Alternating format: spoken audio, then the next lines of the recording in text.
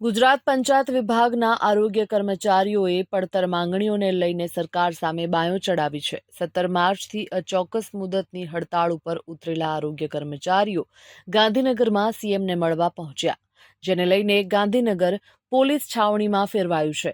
કર્મચારીઓ વિધાનસભાનો ઘેરાવો કરી આંદોલન કરી તે પહેલા જ ડામી દેવા માટે અટકાયત શરૂ થઈ ગઈ છે। અત્યાર સુધીમાં 500થી પણ વધુ લોકોની અટકાયત કરી હોવાનું સામે આવ્યું છે। સરકાર તરફથી કોઈ હકારાત્મક પ્રતિસાદ ન મળતા કર્મચારીઓએ અનિશ્ચિત મુદતની હડતાળનું શસ્ત્ર ઉગામ્યું છે।